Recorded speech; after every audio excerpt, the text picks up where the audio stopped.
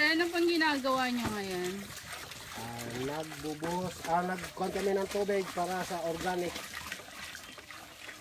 10 na galon, 1 kilo.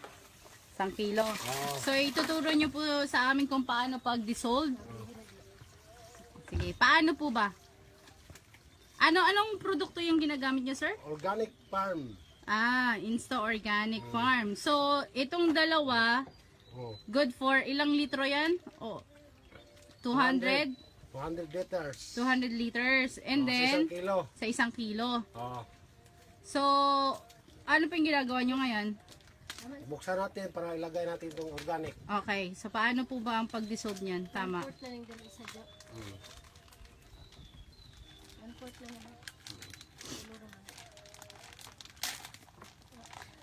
Ano po yan? Parang matigas. Matigas po ba siya? Matigas.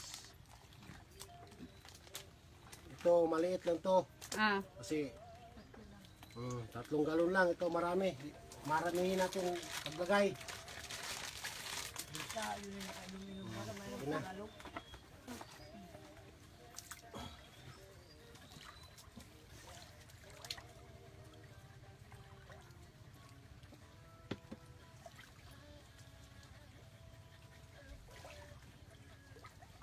So, haluin. Pagkatapos ilagay. Pagkatapos po haluin, kailan po pwedeng gamitin yan? Bukas pa. Bukas pa. Oh, Minimum na ilang oras po ang pagbabad? unom ka oras.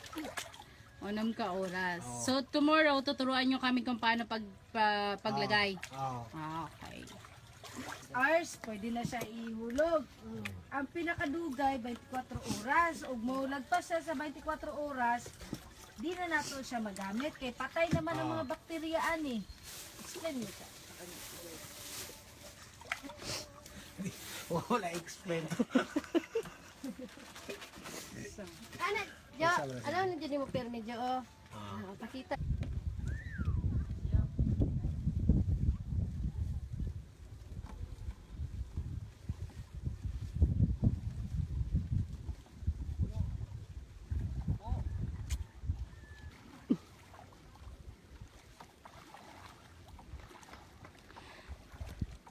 Mga ilang kilo yung ginagawa mo, sir?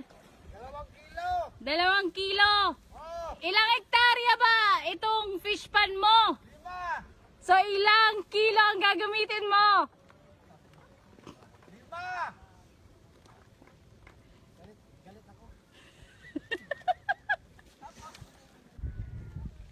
Morning! So, nag-start na po kami maglagay ng Insta Organic Farm. Pansin nyo, kanal.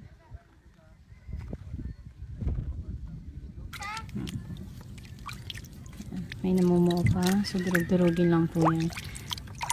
Texture, actually, paglagay nyo po yung kamay nyo dito, masyado pong oily. So, ibig sabihin, kahit na binabad nyo po kung anumang tubig ang inyong ginamit, binabad nyo siya, tinataas niya yung dumi, kagaya nito, yung parang tina. Good morning, Linkers! Nandito po tayo ngayon sa Zamboanga, Sibugay area. Today, the 6th of February, 5:52. So, ang gagawin po natin ngayon is maglalagay na po tayo ni Insta Organic Farm. So, high tide po tayo ngayon, kaya nilagyan na po nila ng tubig yung kanal, but supposed to be for land prep, dry po tayo. So, maya-maya, mag-start na tayo maglalagay ng Insta Organic Farm. Merong taong maglalagay sa kanal, at meron din dun sa pulo-pulo. 5 hectares, so 5 kilos po ang ilalagay natin ngayon.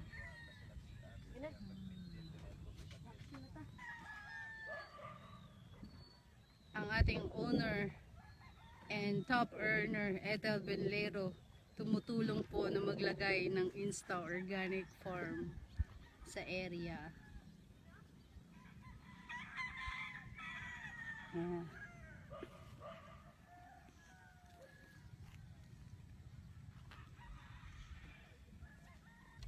Hmm.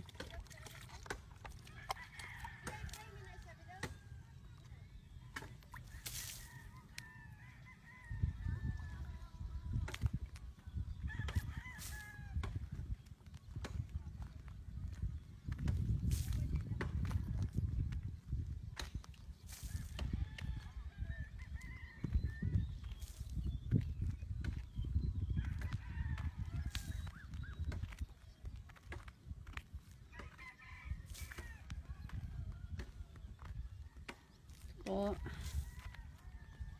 5 hectares.